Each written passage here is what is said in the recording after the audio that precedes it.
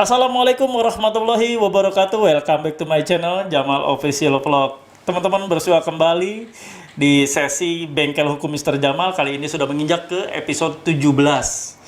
Di episode kali ini saya akan membahas tentang macam-macam gaya teror yang dilakukan oleh DC pinjol terhadap debitur pinjol. Apa saja sih teror-teror tersebut yang mereka bikin seseram mungkin, mengkhawatirkan dan menakutkan bagi nasabah pinjol.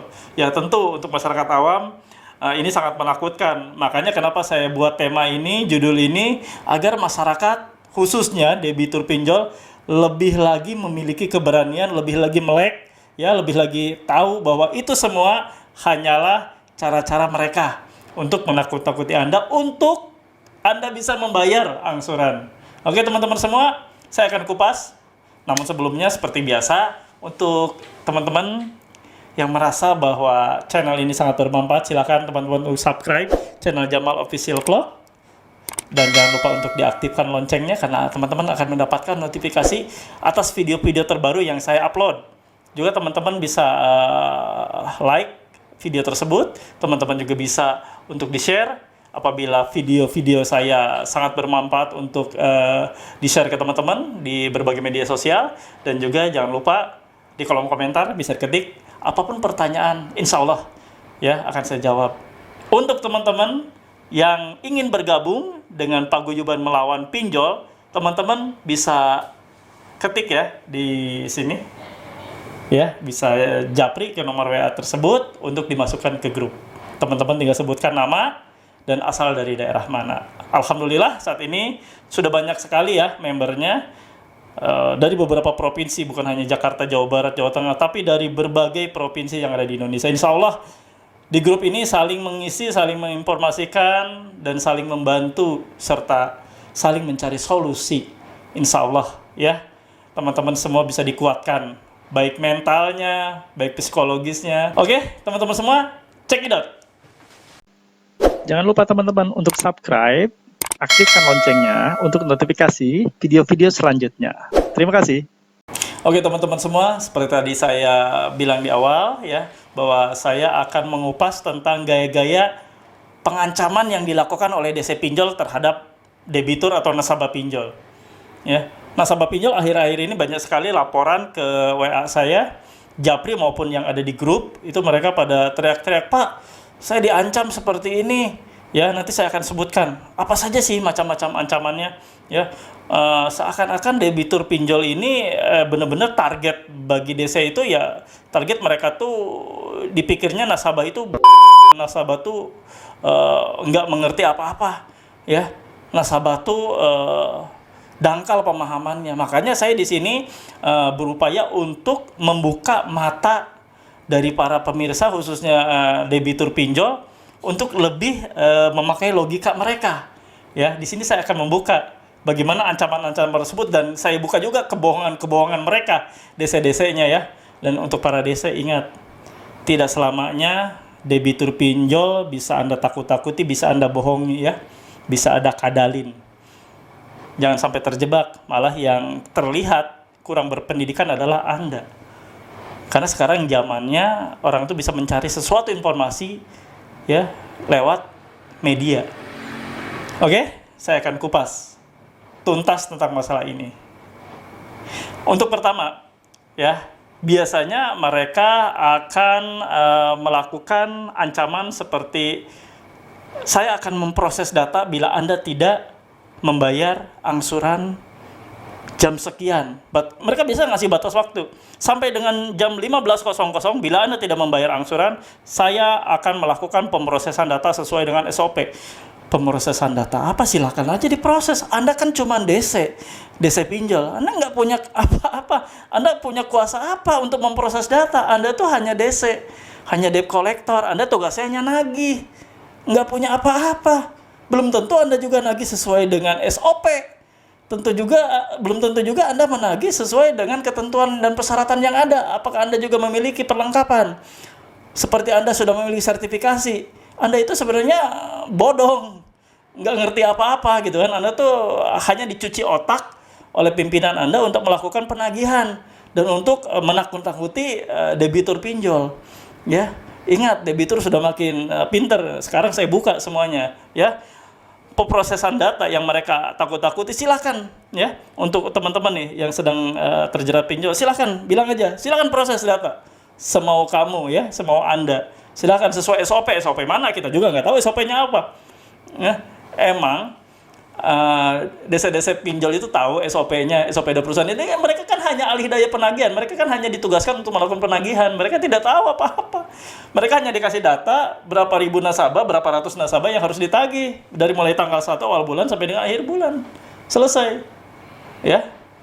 Paham ya? Kalau ditakut-takuti akan diproses data, silakan gitu bilang, silakan proses data saja. Silakan lakukan sesuai dengan SOP Anda, silakan. Saya nggak tahu menahu tentang SOP Anda, ya. Oke? Paham? Sampai ke satu, ya. Untuk keduanya, biasanya mereka akan melakukan menakut-takuti akan melakukan proses hukum. Ya, apanya yang akan dilakukan proses hukum? Seperti di episode-episode saya sebelumnya, ya, saya sudah kupas bahwa utang pinjol ini tidak akan berujung di ranah hukum, apalagi hukum pidana. Kalian ditakut-takuti akan dipenjara, akan diproses hukum jauh. Ya, saya bilang jauh nggak akan terjadi. Tenang aja, ya. Apalagi ada amanat dari Undang-Undang Nomor 39 tahun 1999 di pasal 19 ayat 2 sudah berbunyi jelas, gitu kan? Tidak ada seorang pun bisa dipidana penjara akibat kelalaian membayar kewajiban utang piutang. Paham ya? Akibat kelalaian membayar piutangnya itu tidak bisa dipenjara. Paham sampai di sini, ya? Jadi Anda nggak usah takut, nggak mungkin dipenjara, ya. Utang cuma 2 juta, 3 juta, 5 juta, dipenjara, apanya penjara? Terus ada lagi menakuti secara hukum bahwa Anda gelapkan apanya? Melarikan uang perusahaan apa yang dilarikan? Ya, Anda itu bukan karyawan, Anda melarikan uang perusahaan dari mana? Anda bukan karyawan pinjol, ya. Kalian itu debitur pinjol, gitu kan. Jadi ini ya, 2 hoax, 2 kebohongan yang sudah saya kupas, ya. Pertama tadi dibilang akan proses data, silahkan. Keduanya ditakut-takuti proses hukum. Yang kedua nih, ya, bohong. Gak usah takut bohong, ya. Saya mau kalian lebih pintar lagi untuk debitur-debitur lebih pintar, ya. Setelah nonton video ini, saya mau kalian udah merubah mindset bahwa tidak pernah ada, ya, urusan pinjol ini akan berujung kepada hukum pidana. Kalaupun mereka mau melanjutkan masalah ini ke hukum perdata, silakan. Prosesnya panjang banget. Silakan aja mereka mau bisa tempuh atau tidaknya, ya. Itu urusan mereka. Yang pasti tidak akan pernah terjadi masuk ke ranah hukum. Oke? Nah, yang ketiga nih. Ini ada lagi ancamannya yang lebih heboh. Akan dilakukan pemblokiran data kependudukan, yaitu pemblokiran NIK, NIK, dan KTP. DC itu tugasnya nagih. Ingat ya, saya mau kasih tahu bahwa DC tugasnya nagih. Yang berhak melakukan pemblokiran data NIK maupun KTP adalah Dinas Kependudukan dan Catatan Sipil alias Disdukcapil setempat, sesuai dengan kabupaten. Terus apa kuasanya DC bisa melakukan pemblokiran data kependudukan? Aduh, ampun, ya. Jadi Anda menyamaratakan bahwa semua masyarakat yang terjerat pinjol itu IQ-nya itu rendah. Enggak. Masih ada orang-orang yang peduli, yang memberikan pencerahan, ya. Kami dari Paguyuban Melawan Pinjol dengan keras dan tegas melawan apalagi pinjol-pinjol ilegal, kan. Dan insya Allah, ya, teman-teman semua tercerahkan setelah menonton video-video, ya. Insya Allah. Dan teman-teman bisa kembali sadar bahwa riba itu tidak pernah ada manfaatnya, ya, mudorotnya yang banyak. Insya Allah teman-teman semua disadarkan, ya. Inilah akibat ancaman-ancaman tersebut, teman-teman terjerat pinjol, akhirnya ancaman tersebut datang dan teman-teman merasa ketakutan. Hindari pinjol. Oke? Yang keempat. Nah, ini yang keempat nih, yang lebih ekstrim lagi. Apa coba teman-teman? Akan dilakukan pemblokiran rekening bank. Emang ente siapa?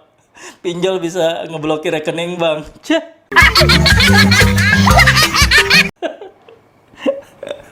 Aduh, ampun.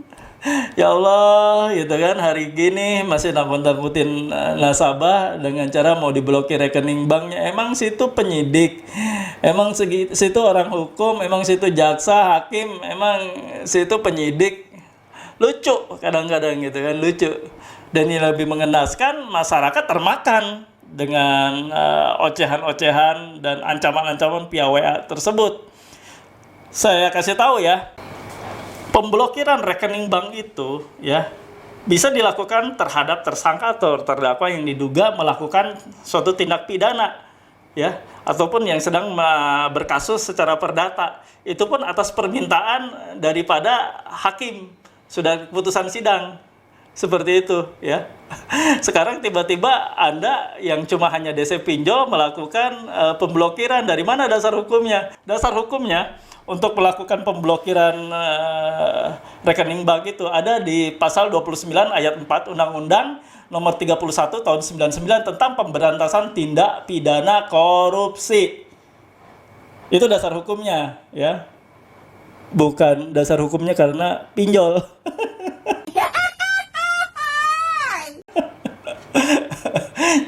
Pinjol.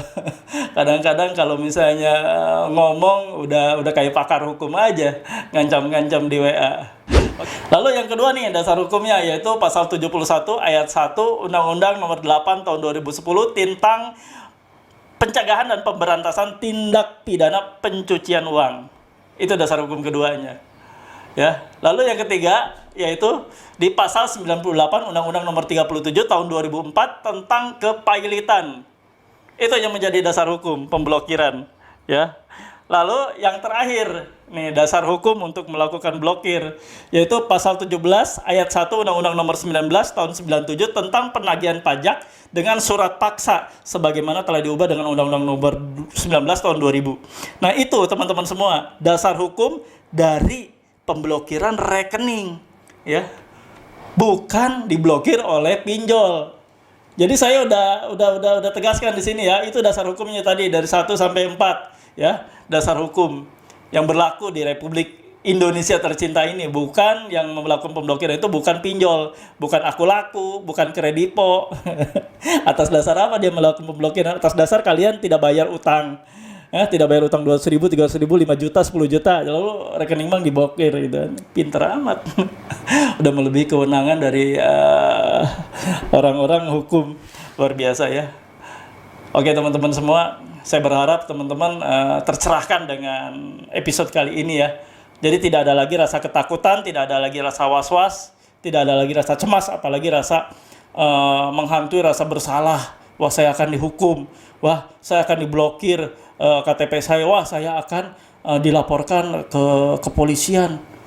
Saya akan diblokir rekeningnya. Jauh-jauh ya. Teman-teman, setelah teman-teman menonton video ini, teman-teman bisa cerna semuanya dari awal sampai akhir video ini, biar teman-teman nggak gagal paham, biar apapun ilmu walaupun sedikit yang saya bagikan, insya Allah bermanfaat buat teman-teman. Insya Allah memberikan kekuatan, insya Allah memberikan sedikit wawasan terbuka, ya, bahwa kalian sudah dibohongi, sudah dibodohi oleh DC-DC pinjol. Oke teman-teman semua, itu saja yang mau saya paparkan untuk edisi kali ini ya. Bagaimana gaya-gaya teror yang dilancarkan oleh DC pinjol.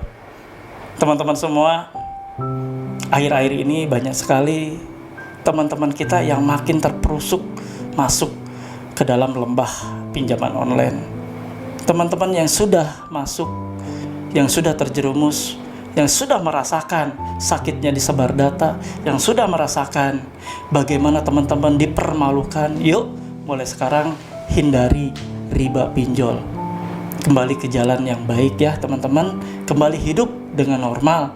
Kekurangan teman-teman bisa cari selain dengan melakukan peminjaman pinjol. Apapun pinjol, judulnya apapun pinjol, semudah apapun pinjol judulnya, tidak akan pernah memberikan manfaat yang baik. Justru akan membuat teman-teman semakin menderita. Yang sedang melakukan usaha menambah modalnya dengan mengambil dana pinjol pun, ya Allah, tidak akan pernah berkah. Ya, teman-teman semua tidak akan berkembang usahanya. Ya, Allah akan melaknat. Karena itu adalah larangan yang sudah Allah tetapkan bahwa riba itu haram.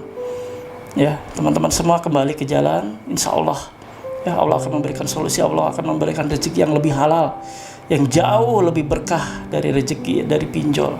Oke teman-teman semua, semoga teman-teman diberikan rezeki yang lebih baik. Semoga Allah selalu merahmati keluarga teman-teman semua.